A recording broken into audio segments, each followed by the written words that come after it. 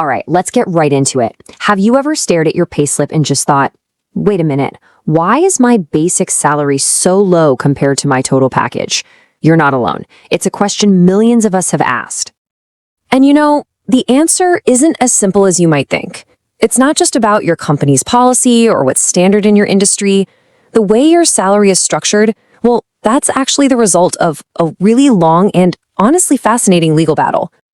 Yeah, I'm not kidding. For the last 70 years, there's been this epic cat and mouse game between companies, the courts, and even Parliament, all fighting over the definition of wages. And this isn't just some boring legal history. This game directly hits your wallet, affecting your take-home pay and, maybe even more importantly, your retirement savings. So to really get how we ended up here, we need to jump in a time machine and go all the way back to 1952. It all starts with a law that was meant to do good, but it had one critical flaw. Okay, so this law, the Employees Provident Funds Act, or EPF Act for short, it tried to define basic wages.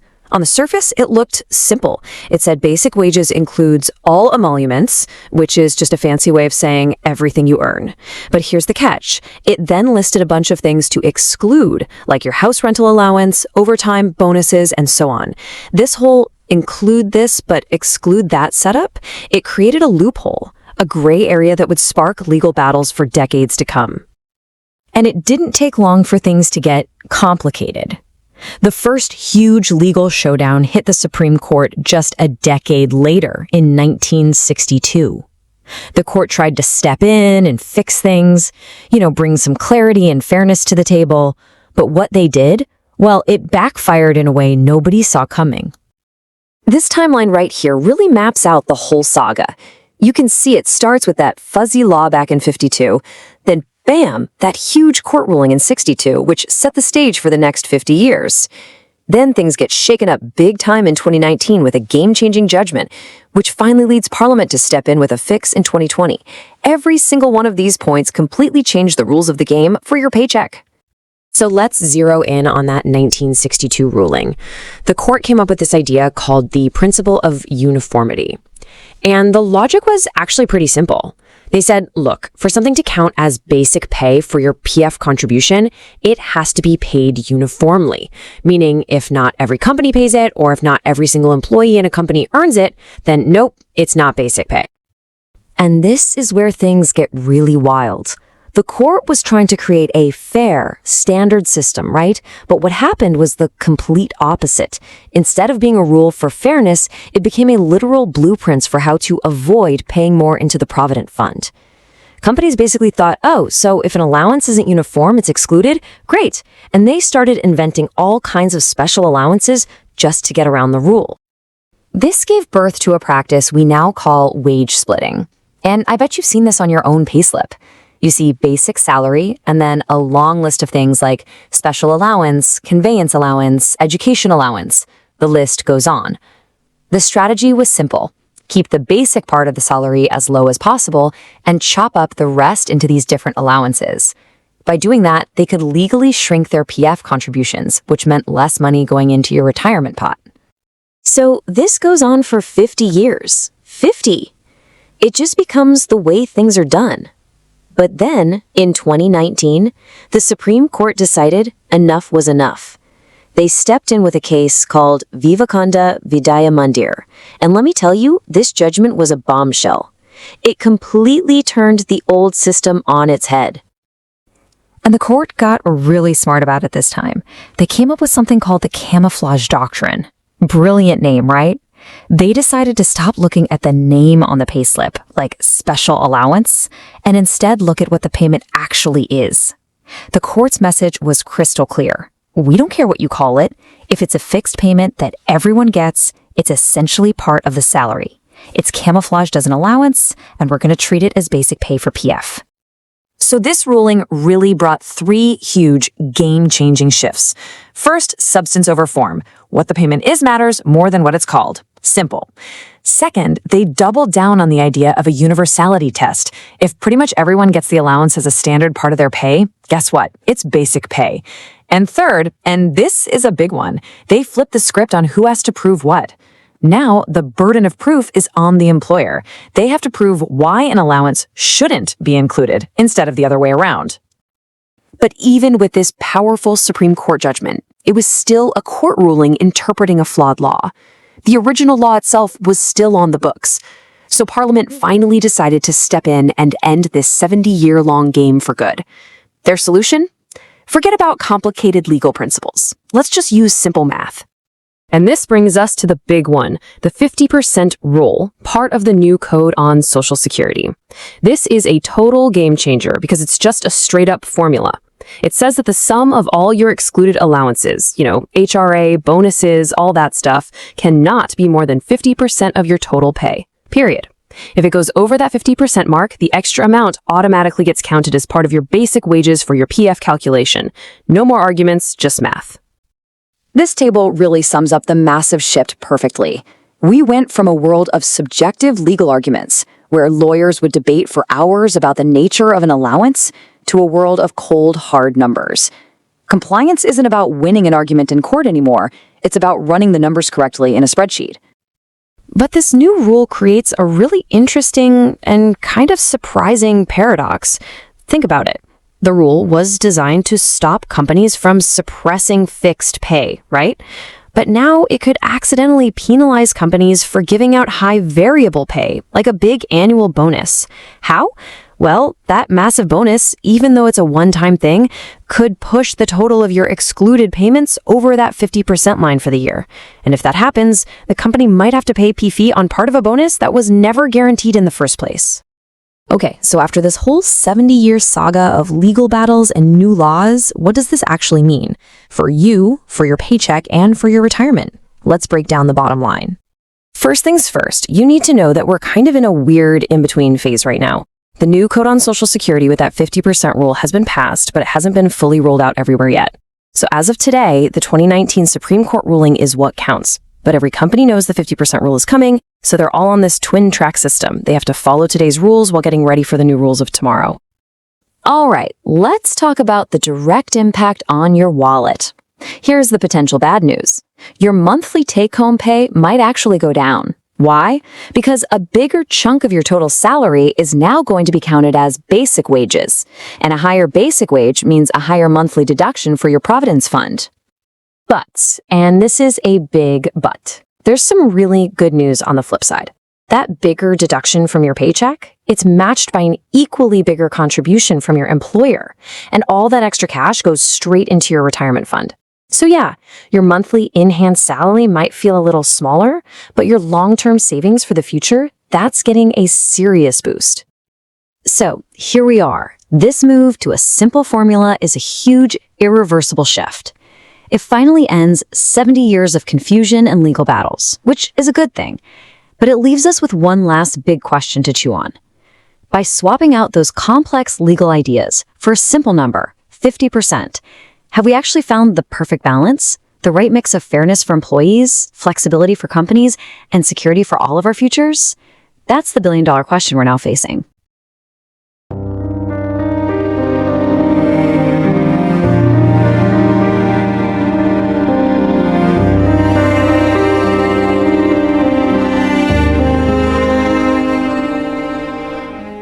When you glance at your salary statement, you see those lines. Basic pay, HRA, special allowance. They look pretty straightforward, just accounting terms, right? Right. Dry as dust sometimes. But behind those simple labels, there's this hidden story. One of the longest, really quite complex, and frankly high-stakes legal battles in, modern Indian economic history. Absolutely. We're talking about a fight stretching back 70 years. 70 years. Yes, fought out in countless courtrooms, all focused on pinning down one single critical phrase: basic wages. And it sounds so mundane, basic wages. It does. But this definition, it impacts the retirement savings, the Provident Fund of pretty much every single organized sector employee in India. Think about that scope. Wow. 7 decades arguing over what makes up the core part of someone's pay. This isn't just some, minor regulatory tweak. It's fundamental. It reflects a massive ideological shift playing out over generations of employment. Yeah, absolutely. And for so long, the system seemed to run on this kind of deliberate ambiguity, maybe, governed by court principles from way back in the 60s. And carefully engineered ambiguity, you could say. Right. And that ambiguity, it allowed for some, let's say, creative salary structuring, what the courts eventually called wage camouflage. And now we're seeing this rapid shift. First, the courts came down hard in 2019 with these incredibly strict tests to stop evasion. Really clamping down. And now, today, the legislature is basically ready to swap all that legal interpretation for a hard and fast mathematical formula. Exactly. The definition is moving from that historical gray area through these really rigorous legal principles and now landing on, well, objective math. Certainty is the goal. But it's a huge compliance headache in the meantime. Oh, definitely. A massive undertaking for businesses. So our mission in this deep dive is to trace that whole dramatic legal journey. We'll start with the original law back in 52, which, as we'll see, had flaws from the start. Structurally flawed, yeah. Then we'll dig into the two huge Supreme Court cases, the one that kind of opened the door for creative accounting and the one that slammed it shut. Virgin Roof and Vivekananda Vidyamandir. Key landmarks. Exactly. And then we'll look at what's coming next, this big legislative change, the Code on Social Security 2020. And crucially, we need to talk about the risks involved, the financial exposure, and this twin-track compliance strategy companies absolutely have to adopt right now. Okay, let's unpack this. Right. So to really get why this has been a 70-year saga, you have to go back to the beginning. The Employees Provident Funds and Miscellaneous Provisions Act, 1952, or the EPF Act, the way they set up the definition of basic wages used this framework, what you'd call an inclusion-exclusion approach. Okay, inclusion-exclusion. And the inclusion part, that was deliberately wide, wasn't it? The wording seems to cast a really broad net. It does. It says basic wages means all emoluments which are earned by an employee in accordance with the terms of the contract of employment and which are paid or payable in cash. Pretty much everything. Yeah, it sounds like almost anything you reliably get paid should count towards your PF contribution, theoretically. As the initial intent, definitely. Be comprehensive. But then came the exceptions. This is where all the trouble started, where the decades of court cases came from. The ambiguity. It's rooted right there in Section 2 beta. Yeah. This is the bit that lists specific things that are not included in basic wages. And what's on that list? Okay, it lists dearness allowance, DA, house rent allowance, HRA, overtime allowance, bonus commission, or any other similar allowance. Ah, that list. Seems simple enough, but that's where the battleground was drawn. Precisely. Especially that last bit. Right. Any other similar allowance. What does similar even mean in this context? Exactly. That phrase became this huge legal gray area. It basically invited arguments for decades about what qualified as similar and what didn't. And it's worth thinking about why some of these were excluded initially, right? Like DA, dearness allowance. Right. DA is there to offset inflation tied to the cost of living index. It varies, but based on policy, not how well you do your job. And HRA. House rent allowance depends on whether you actually need housing support, your circumstances. Overtime is obviously based on extra hours worked. So these are contingent or variable payments? Yes, and the fact they were separated from basic wages suggests that the original idea was that PF should be based on the stable, core, non-conditional part of your pay, the predictable bit. There were other clear exclusions too, weren't there? Like food concessions? Yeah, the cash value of food concessions, and also any presents from the employer. Presents, like a Diwali bonus. Well, maybe more like a gift, something truly voluntary, not part of the contract. The fact they spelled out presents, which are totally gratuitous, shows they were trying to be quite specific about narrowing down what counted for mandatory PF contributions. But in trying to be specific, they actually created a mess, a structural inconsistency, you called it. A paradox. That's exactly it. Look at dearness allowance DA, again, Section 282PA2 explicitly excludes it from the definition of basic wages. Clear as day. Okay, so DA is out. But then you jump down just a few sections to Section 6.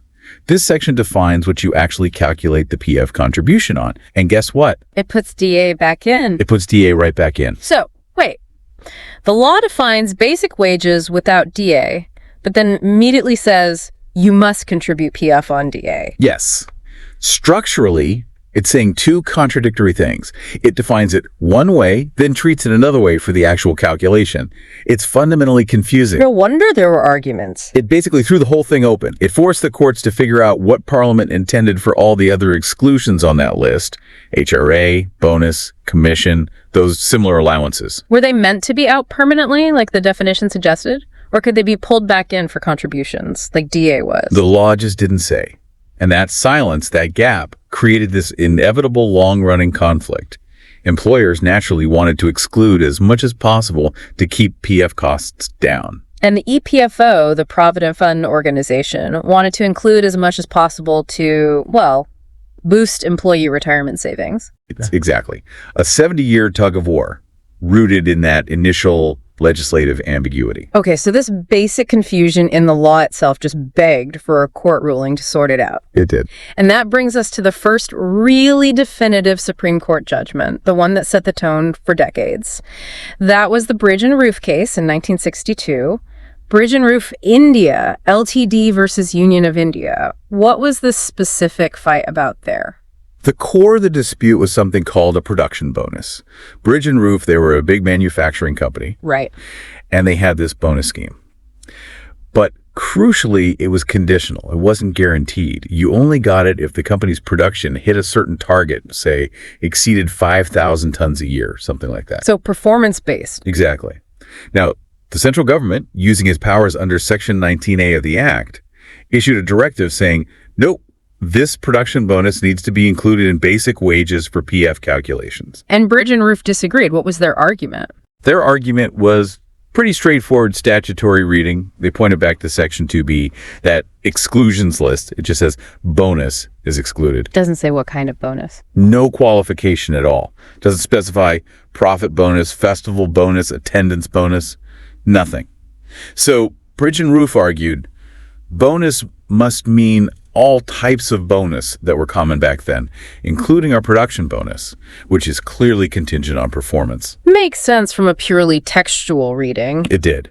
And the Supreme Court agreed with the company. They sided with Bridge and Roof. But in doing so, they didn't just settle that one dispute. They laid down the core principle that would govern PF compliance for the next 50, almost 60 years. This is the principle of uniformity. Right, the principle of uniformity. The judges looked at the EPF Act and said, look, this is meant to be Social Security for the whole country. It has to apply across vastly different industries, different regions, even the unorganized sector eventually. So the base for contributions needed to be simple and consistent everywhere. Exactly. Simple, stable, predictable. Otherwise, how could you administer it nationwide? So the court reasoned the contribution base, the basic wages, had to be something universal. Okay, so how did they translate that into a practical test? They set up a clear test for exclusion. A payment could be excluded from basic wages if it was not payable in all concerns across the country, or if it was not earned by all employees within a particular company. So universality was key. If something was paid reliably to everyone in the company, it's basic wages. Pretty much. But if it varied between companies or only some employees got it based on specific conditions, then it could be excluded. That's the core distinction they drew. They were separating guaranteed universal earnings from contingent, variable, or specific payments. Did they give examples? They did. They mentioned HRA house rent allowance. Not all companies pay it, or they pay different rates. That fits the not payable in all concerns test. Yeah. And overtime allowance. That's a perfect example of not earned by all employees. Only those who actually work the extra hours get it. So the production bonus in the Bridge and Roof case. It fit perfectly. The court called it an incentive wage for achieving superior performance beyond a standard level. It was inherently contingent, not guaranteed, not earned by everyone if targets weren't met. So under their uniformity principle, it was correctly excluded. Okay, so the court creates this clear rule aiming for stability and predictability. Right. But here's where it gets really interesting, as you said. This clear rule designed for uniformity, it actually, maybe unintentionally, laid the groundwork for decades of, well, avoiding higher PF contributions. It absolutely did. It provided the blueprint, the intellectual justification for what came next. Employers looked at that ruling, which said non-universal contingent payments are out, and they thought, aha, we can redesign our salary structure. Exactly. This is where wage splitting or wage camouflage really took off. Instead of paying a decent chunk as basic pay, companies started to strategically push the basic pay component down, really low sometimes. I've heard figures like 20% to 40% of total pay being labeled basic. Easily, sometimes even less. And then the rest, the other 60, 78% of the salary, would be paid out as a whole bunch of different allowances. With names like special allowance, ad hoc allowance, conveyance allowance. All sorts of names. Yeah. And crucially, many of these were fixed allowances paid every single month, effectively guaranteed. Yeah. But they were structured or named to look like the excludable categories under the bridge and roof ruling. How did they argue that legally? They'd argue, well, the special allowance isn't paid to every single grade of employee, or it's just similar to HRA or bonus. Therefore, based on bridge and roof, it's excluded from basic wages. Even if it was paid regularly month after month. Even then. They were basically weaponizing the exceptions list from the Act, using the bridge and roof principle as cover. And because the basic pay component was kept so low, The mandatory PF contribution, which was calculated as a percentage of that low basic pay, was minimized. severely undermining the whole point of the Act, which was building retirement savings. Absolutely. And this structure, this low basic high allowance model, became the standard practice across much of corporate India for 50 years. It exploited that definitional space created way back in 1962. Okay, so fast forward 50-odd years from bridge and roof.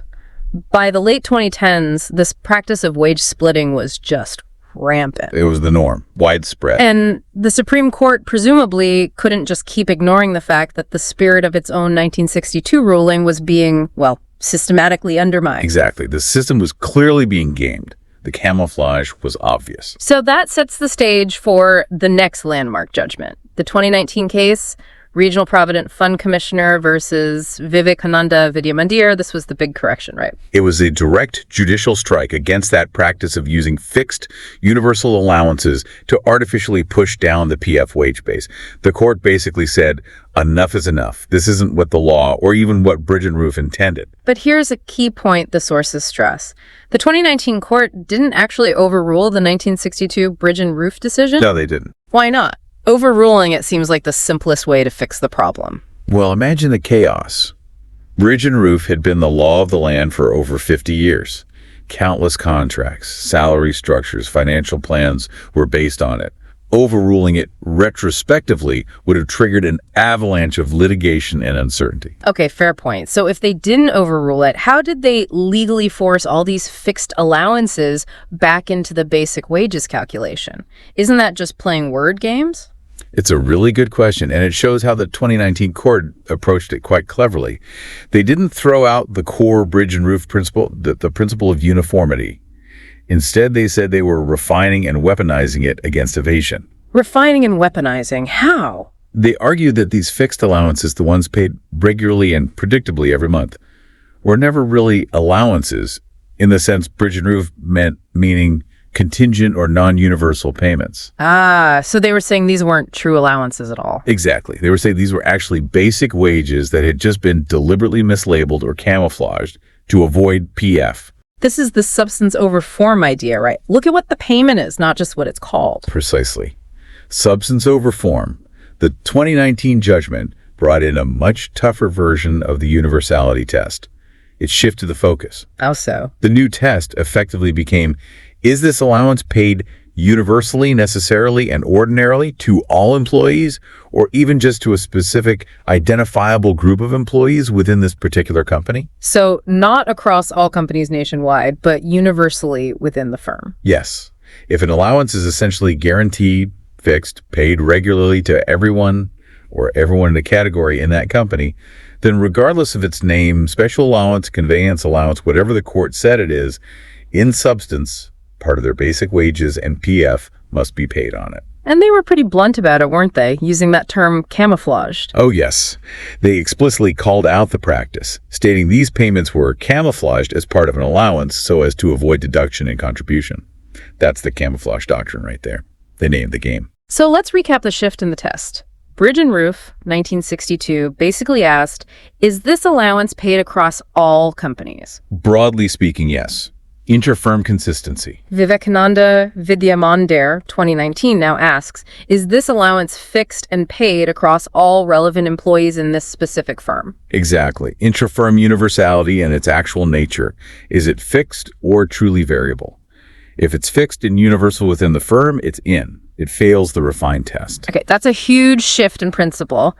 But operationally, for companies on the ground, the biggest change must have been the shift in the burden of proof. That was the knockout blow, really. The most impactful change from 2019. The burden of proof flipped completely. Flip from who to who? It flipped squarely onto the employer.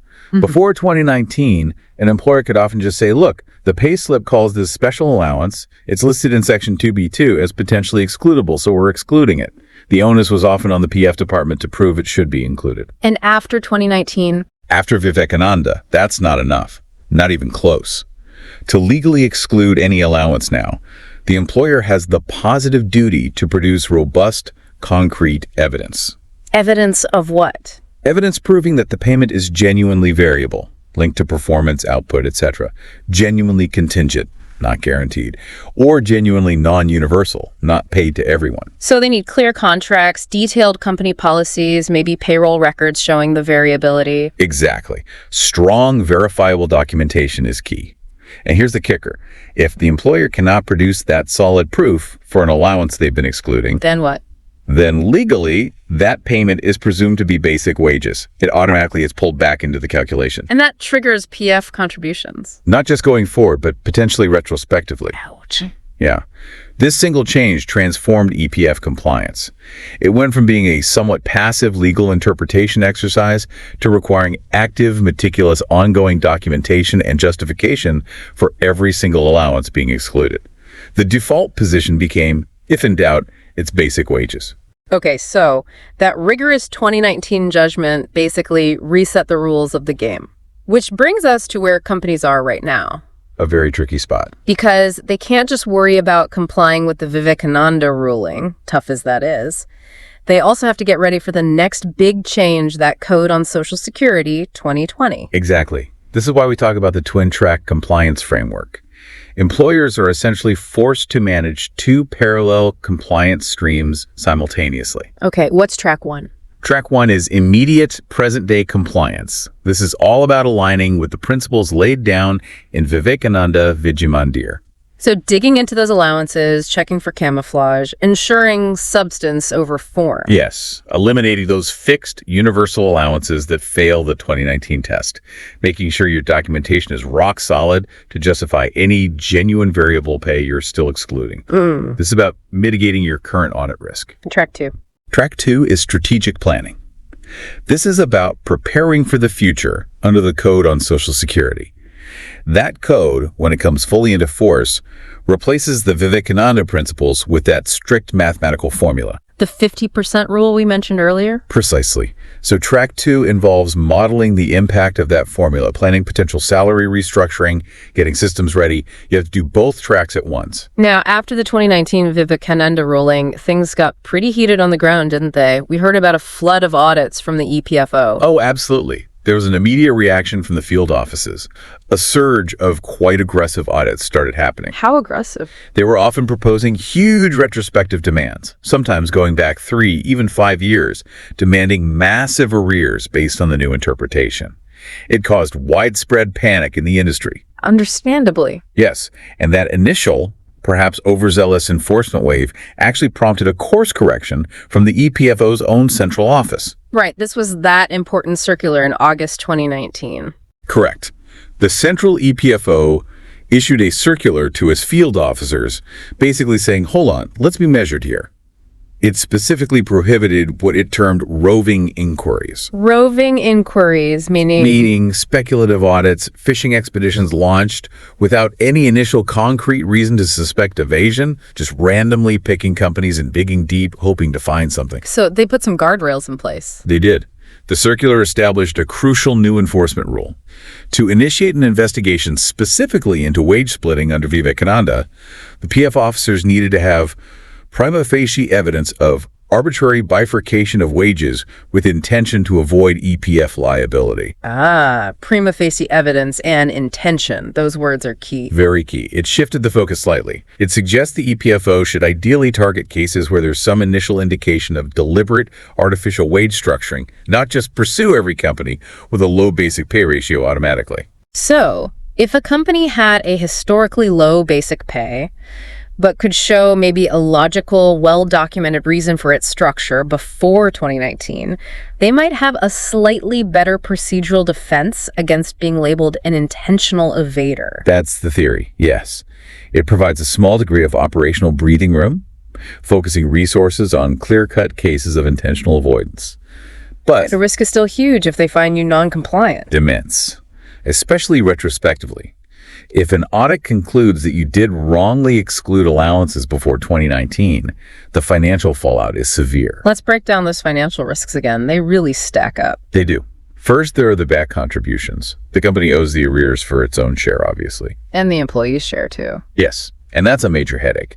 For current employees, you might theoretically recover their share from future salary, though that's unpopular. But for employees who've already left the company, Forget it. You can't realistically chase them down. exactly. It's often practically impossible or legally very difficult. So the company usually ends up having to pay both its own share and the ex-employee's share of the historical arrears. A double hit. Okay, so that's the base amount. Then come the penalties. Right. First, there's mandatory interest under Section 7Q of the EPF Act.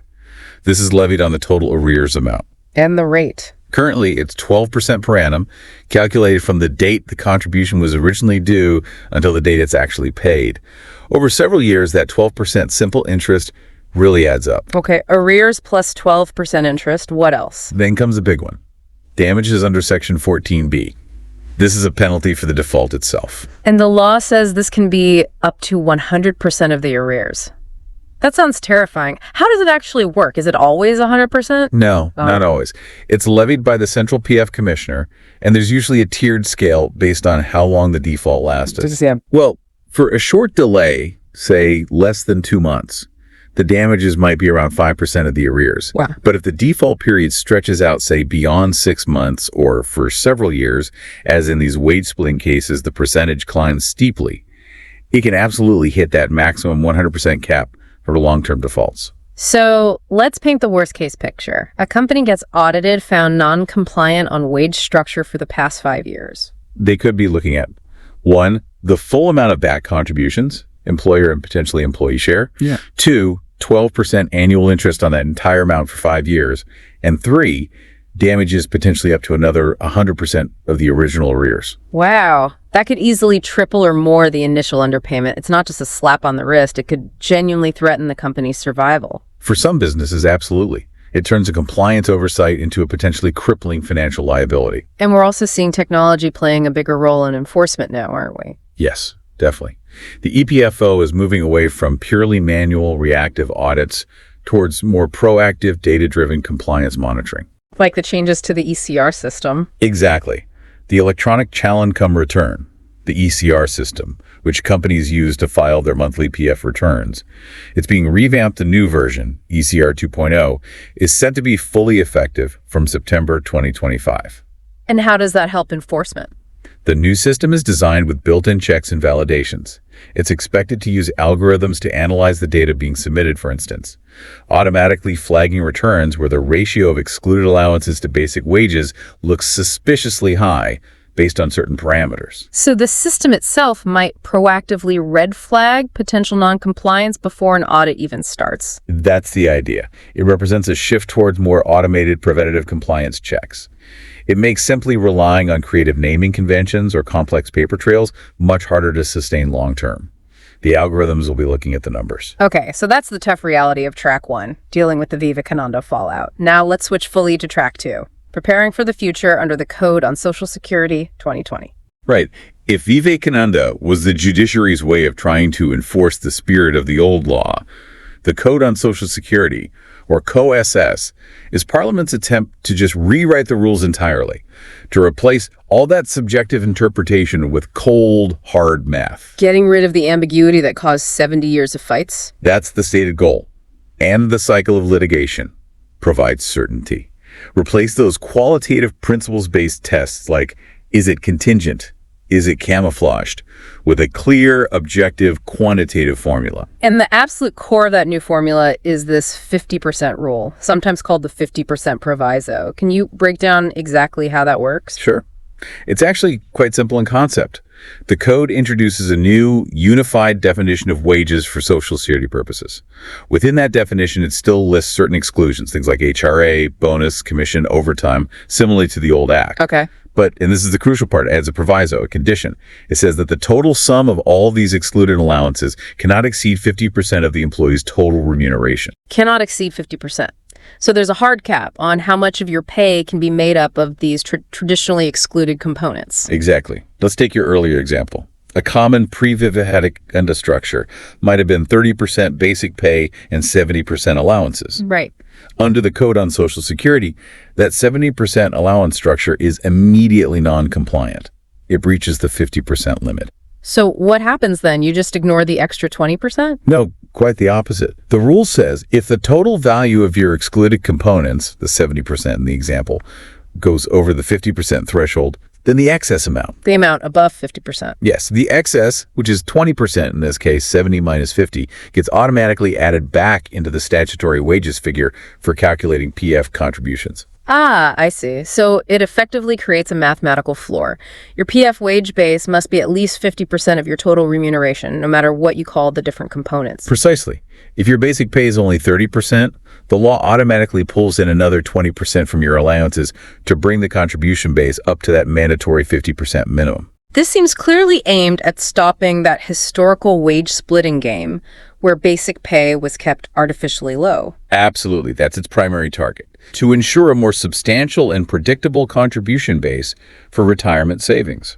But the sources we looked at highlighted something interesting, a potential unintended consequence.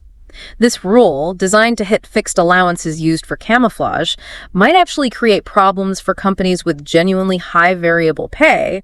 This is the paradox you mentioned. Yes, that's the critical paradox, and it's causing quite a bit of concern, especially in certain sectors. Think about it.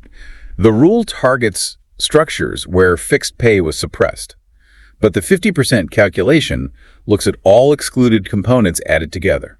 Including things like performance bonuses or sales commissions. Exactly. Consider someone in, say, sales or a high-performance role. They might have a relatively modest basic salary, but the potential to earn a very large, genuine annual performance bonus if they hit their targets. Okay. And under the old Vivekananda rules, that bonus would likely have been excludable, right? Because it's clearly contingent, performance-based, not guaranteed. Correct. It would likely pass the Vivekananda test for exclusion. But under the new code's 50% rule. Under the code, that genuine variable performance bonus still gets counted towards that 50% cap on total exclusions, simply because bonus or commission are on the list of excluded items. So if that big bonus is large enough, it could push the employee's total excluded components, bonus plus HRA plus anything else, over the 50% limit for that month or that year. And if it does, then the excess amount part of that genuinely variable performance-linked bonus gets pulled back into the wage base, and PF contributions become payable on it. Wow. So you could end up paying mandatory PF contributions on pay that isn't even guaranteed that the employee might not get next year if performance dips. That's the potential outcome. The law prioritizes achieving that 50% minimum contribution base, even if it means capturing genuinely variable incentive pay within it. It treats any large excluded component, fixed or variable, as contributing to the risk of breaching the cap. That really does change the game entirely. It's a monumental shift in compliance focus. As we said, it moves away from qualitative arguments lawyers debating the nature of an allowance, was it camouflaged, towards purely quantitative calculations. Now it's about accountants calculating the quantum. Do the excluded bits add up to more than 50% of the total, yes or no? Exactly. The focus is strictly on the numbers, the percentages. The intent behind the allowance name becomes almost irrelevant compared to its size relative to total pay. Okay, this code was passed back in 2020. It seems like a huge change. Why hasn't it been fully implemented yet? What's the holdup as of, say, late 2025? The main reason for the delay lies in India's federal structure. Labor laws fall under the concurrent list in the Constitution. Meaning both the center and the states have a say. Precisely. While the central government passed the code for it to be implemented uniformly nationwide, all the states and union territories need to frame and notify their own corresponding rules under the code. And that hasn't happened everywhere yet. Not quite everywhere. Significant progress has been made, I believe, around 32 out of 36 states, and UTs have pre-published their draft rules for the Social Security Code. But some key, large, industrialized states, like West Bengal and Tamil Nadu, for instance, reportedly haven't completed all the necessary procedural steps yet. So without universal readiness across all states, The central government can't really flip the switch and enforce the code nationwide in one go. It needs that consensus and alignment at the state level first. which means, for now, today. For today, the law of the land remains the EPF Act of 1952, as interpreted by the Supreme Court in Vivekananda Vidyamandir. Those 2019 principles are what govern current compliance obligations and, crucially, current audit risks. Companies must prepare for the code, but they must comply with Vivekananda right now. Okay, so companies are caught in this twin-track reality. Comply with the tough Vivekananda principles now, while simultaneously prepping for the mathematical certainty of the code later. A real balancing act. Given this complexity, what are the concrete, actionable things businesses need to be doing right now? What are the strategic steps? The absolute first step, non-negotiable, is financial impact modeling. Companies, especially those where basic pay is currently well below 50% of total pay, say 40% or 45%, need to urgently model the financial hit from that impending 50% rule in the code. And it's not just the increase in the PF contribution itself, is it? No, that's a critical point. Yeah. It's often much broader. Why? Because other significant statutory liabilities are frequently linked by law to the definition of wages used for PF. Like what? Like gratuity calculations, and often leave encashment calculations as well. The legal definitions for the salary or wages used for these often reference the PF definition, particularly basic wages plus DA. So if the code forces your PF wages base up to 50%, It automatically inflates the base for calculating gratuity liability and potentially leave encashment too. It has a cascade effect. what kind of overall cost increase are we talking about? When companies run these models, especially those with historically low basic pay structures, they often find the total combined impact, higher PF, higher gratuity funding, higher leave provisions, can increase their overall payroll-related costs and liabilities by anywhere from 20% to even 30%. 20 to 30%. That's a massive potential hit to the bottom line. Needs serious budgeting and planning. Absolutely. Needs board-level attention in many cases. Okay, that's the future planning. What about the immediate actions needed for track one, the Vivekananda compliance? How do companies reduce their current audit risk? Immediate audit and restructuring is key. Companies need to conduct a really rigorous internal audit of their current salary structures, looking through the lens of the 2019 Vivekananda principles. And what should they be looking for specifically? They need to identify any allowance currently being excluded from PF that looks like it might fail the substance over form or intra-firm universality tests, especially those generic catch-all categories. Like special allowance. Exactly. Special allowance, ad hoc allowance, maybe a fixed conveyance allowance that's paid every month, regardless of whether the employee actually travels or submits bills. If it's fixed, universal within a grade, and effectively guaranteed. It's likely camouflaged basic pay under Vivekananda. High risk, yes. And the recommendation is blunt. Merge those problematic fixed allowances directly into the basic salary component immediately. Just rename that portion as basic pay. Essentially, yes. Increase the basic pay line item and reduce or eliminate the questionable allowance. It removes the ambiguity that attracts audit scrutiny and retrospective demands under Vivekananda. Clean it up now. Okay, and what's the primary defense mechanism if you do have genuinely variable pay that you want to keep excluding? It all comes down to documentation focus. If you have genuine sales commissions, real performance bonuses tied to targets, variable allowances linked to specific conditions, you must have watertight documentation proving their nature. What does watertight mean here? It means clear, unambiguous employment contracts. Detailed, consistently applied internal policies that explicitly define what are the performance criteria, what targets need to be hit. How does the payout vary based on achievement? Is it linked to the company's variable pay philosophy? So the paperwork needs to tell the story. Precisely. That documentation is your primary shield against an auditor claiming it's just camouflaged fixed pay. It proves the payment's genuinely contingent nature, satisfying the Vivekananda requirement for robust evidence. Without it, you're exposed. The sheer rigidity of the coming 50% rule in the code also forces a deeper look at the overall compensation philosophy, doesn't it? Especially in certain industries. Oh, definitely. Think about sectors like IT-enabled services, BPM, maybe parts of financial services. These sectors often rely heavily on significant variable pay components. It's part of their culture, part of how they attract and retain talent. They use high variable pay to keep fixed costs lower, but offer high earning potential. Exactly. But that model bumps right up against the code's 50% cap. The mathematical floor limits how much you can push into variable, even if it's genuine. So HR and compensation teams have a real challenge. A huge challenge. They can't just minimize basic pay anymore. They have to maintain that PF wage base at 50% minimum, while also remaining competitive on total compensation. It might force complete redesigns of pay structures, rethinking how allowances are used, or maybe needing to increase fixed pay significantly. It makes a compensation design job much, much harder. And finally, when a company makes these changes, either merging allowances now for Vivekananda or restructuring for the code's 50% rule, they face a really sensitive issue, the impact on the employee's take-home pay. Yes, the cost to company, CTC, versus net take-home pay dilemma. There are basically two main ways to handle the restructuring, and both need very careful communication. What's option one? Option one is the company chooses to absorb the cost. They increase the employee's overall gross salary, the CTC, enough so that even after the higher mandatory PF deduction, because the base went up, the employee's net take-home pay in their bank account remains the same as before. So the employee doesn't feel the pinch immediately. Correct. This maintains employee morale and satisfaction in the short term. But the downside for the company is obvious. It leads to a significant permanent increase in their total annual payroll costs. Okay, and option two? Option two is to pass through to the employee.